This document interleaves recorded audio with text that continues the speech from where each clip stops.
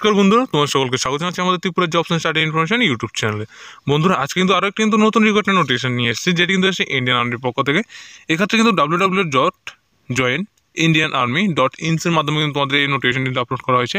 এবং তোমরা এক্ষেত্রে কারা কারা আবেদন করতে পারবে এবং তোমরা এক্ষেত্রে কীভাবে আবেদন করবে, প্রথমত কিন্তু তারা কিন্তু বলা হয়েছে তোমরা অবশ্যই তারাই আবেদন করতে পারবে যারা যারা আনমেরিড রয়েছে, মেল এবং ফিমেল উভয়, তবে কিন্তু তোমাদের অবশ্যই কিন্তু আনমেরিড হতে হবে, ঠিক আছে।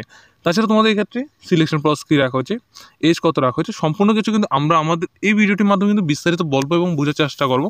তো তোমরা যারা যারা আমাদের চ্যানেলের মাধ্যমে নতুন এসেছো, তো তোমাদের কাছে একটি ছোট্ট রিকোয়েস্ট করবো যে তোমরা অবশ্যই আমাদের চ্যানেলটিকে সাবস্ক্রাইব করে যাবে এবং পাশে থাকা বেল আইকনে ক্লিক করে যাবে, যাতে আপকামিং যে সমস্ত জব সংক্রান্ত নোটিফিকেশনগুলি আসছে সেগুলি সম্পর্কিত বিভিন্ন কিছু তোমরা সবার প্রথমে পেয়ে থাকো, ঠিক আছে। এবং ভিডিওটি অবশ্যই কিন্তু তোমাদের বন্ধুবান্ধব কাছে শেয়ার করে দেবে, যাতে ভিডিওটির মাধ্যমে তোমাদের বন্ধুবান্ধবগুলিও কিছুটা হলেও উপকারিত হতে পারে, ঠিক আছে। বন্ধুরা, এই ক্ষেত্রে যে বলা হয়েছে তোমাদের কিন্তু এলিজিবিলিটি, প্রথমত তোমাদের ন্যাশনালিটি রাখা হয়েছে, যেখানে তোমাদের অবশ্যই কিন্তু ইন্ডিয়ার কিন্তু যে কোনো স্টেট থেকে কিন্তু তোমরা এক্ষেত্রে কিন্তু আবেদন করতে পারছো, ঠিক আছে। তাছাড়া তোমাদের ক্ষেত্রে এজের ক্ষেত্রে কী রাখা হয়েছে, এজের ক্ষেত্রে রাখা হয়েছে তোমাদের প্রথমত যারা আবেদন করো তোমাদের কিন্তু 20 থেকে কিন্তু 27 ইয়ার পর্যন্ত তোমাদের কিন্তু এজের ক্ষেত্রে কিন্তু রাখা হয়েছে। তো তোমরা যারা যারা 20-র মধ্যে রয়েছো এজের ক্ষেত্রে, তো তোমরা সকলে কিন্তু এক্ষেত্রে কিন্তু আবেদন করতে পারছো, ঠিক আছে। তাছাড়া এক্ষেত্রে তোমাদের অবশ্যই কিন্তু যারা যারা এসএসসি টেকনিক্যালের জন্য আবেদন করে, সেখানে তোমাদের কিন্তু 63 দিন ভ্যাকেন্সি রাখা হয়েছে। এবং SSCW টেকনিক্যালের ক্ষেত্রে তোমরা যারা যারা ওমেন ক্যান্ডিডেট আবেদন করবে, তোমাদের কিন্তু 34 দিন ক্ষেত্রে কিন্তু ভ্যাকেন্সি রাখা হয়েছে।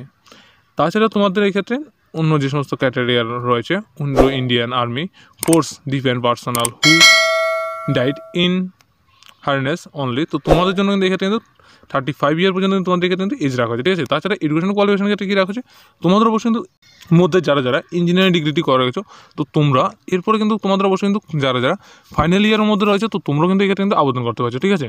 এবং এরপরে বলা হয়েছে তোমাদের অবশ্যই কিন্তু যারা যারা ফাইনাল ইয়ারে তোমরা অবশ্যই কিন্তু এক্ষেত্রে কিন্তু আবেদন করার চেষ্টা করবে। এরপরে বলা হয়েছে তোমাদের এডুকেশন কোয়ালিফিকেশনের ক্ষেত্রে তোমরা যারা যারা SSCW নন টেকনিক্যাল ক্ষেত্রে আবেদন করবে, তোমাদের গ্রাজুয়েট রাখা হয়েছে। এবং তোমরা যারা SSCW টেকনিক্যাল আবেদন করবে, তোমরা বিএড এবং এনি ইঞ্জিনিয়ার কিন্তু তোমাদের অবশ্যই কিন্তু স্ট্রিম থাকতে হবে, ঠিক আছে। ভ্যাকেন্সি ডিটেলসের ক্ষেত্রে কিন্তু বলা হয়েছে তোমাদের কি নন টেকনিক্যাল স্টাফের ক্ষেত্রে আবেদন করবে, তোমাদের জন্য কিন্তু এক্ষেত্রে কিন্তু 350টি কিন্তু এক্ষেত্রে ভ্যাকেন্সি রাখা হয়েছে। এবং টেকনিক্যাল স্টাফের জন্য কয়টি 29 কিন্তু এক্ষেত্রে ভ্যাকেন্সি কিন্তু রাখা হয়েছে। তোমরা যারা যারা আবেদন করো অবশ্যই কিন্তু ভ্যাকেন্সিগুলো দেখতে পারো, দেখলে এডুকেশনের কোয়ালিফিকেশন, যেটি কিন্তু আমি কিছুক্ষণ আগেও বলেছিলাম। তাছাড়া তোমাদের এক্ষেত্রে অন্যান্য ক্যাটেগরির মধ্যে যেমন কি ট্রেনিংয়ে তোমাদের রাখা হয়েছে কিন্তু তোমাদের অবশ্যই কিন্তু 49 কিন্তু তোমাদের উইক কিন্তু তোমাদের ক্ষেত্রে কিন্তু ট্রেনিং করানো হবে, তবে ট্রেনিংয়ের সঙ্গে কিন্তু তোমাদের কিন্তু স্টাইপেন্ড দেওয়া হবে, ঠিক আছে। তাছাড়া তোমাদের এই ক্ষেত্রে অন্যান্য ডিটেলসের ক্ষেত্রে কিন্তু বলা হয়েছে তোমাদের যে স্যালারি, তোমাদের প্রথম মাসে কত দেওয়া হবে, হাইজ লো সমস্ত কিন্তু স্যালারি ডিটেলস কিন্তু এক্ষেত্রে কিন্তু বলা হয়েছে। তাছাড়া অন্যান্য মধ্যে রয়েছে তোমাদের এই ক্ষেত্রে যেমন কি তোমরা হাউ টু অ্যাপ্লাইয়ের জন্য তাদের যে অফিসিয়াল ওয়েবসাইট joinindianarmy.in এর মাধ্যমে তোমরা অবশ্যই কিন্তু লগ ইন করার পর তোমরা অবশ্যই আবেদন করতে পারো, ঠিক আছে। অ্যাপ্লিকেশনের হচ্ছে কী রাখা হয়েছে, তোমাদের অবশ্যই অনলাইন মোড অ্যাপ্লিকেশন করতে হবে, এরপর তোমাদের অবশ্যই সাবমিট করতে হবে, ঠিক আছে। যা যা কিছু ক্রাইটেরিয়া রয়েছে সমস্ত কিছু ফিল আপ করার পর তোমরা অবশ্যই কিন্তু এক্ষেত্রে অ্যাপ্লিকেশনটি করতে হবে, ঠিক আছে। সিলেকশন প্রসেসের ক্ষেত্রে কী রাখা হচ্ছে, তোমাদের অবশ্যই কিন্তু একটি শর্ট লিস্ট অ্যাপ্লিকেশন করানো হবে, এরপর তোমাদের অবশ্যই সেন্টার অ্যালটমেন্ট করা হবে, এরপর তোমাদের মেডিকেল টেস্ট, তারপর তোমাদের ফিজিক্যাল টেস্ট ইত্যাদি কিছু পরে কিন্তু তোমাদের অবশ্যই কিন্তু মেরিট লিস্টের মাধ্যমে কিন্তু এক্ষেত্রে কিন্তু সিলেকশন করা হবে, ঠিক আছে।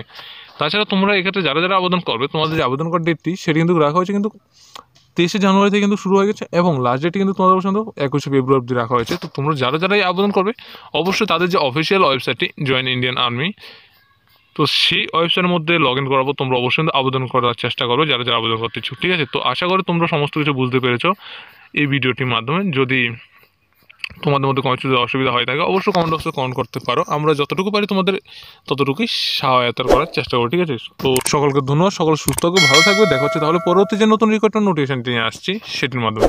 আর সকলের কাছে একটি ছোট্ট রিকোয়েস্ট করেছি, তোমরা যারা যারা আমাদের চ্যানেলের মাধ্যমে নতুন হয়েছে অবশ্যই চ্যানেলটিকে সাবস্ক্রাইব করে পাশে থাকা বেল আইকনে ক্লিক করে এবং ভিডিওটি অবশ্যই তোমাদের বন্ধু বান্ধবের কাছে শেয়ার করে দেবে।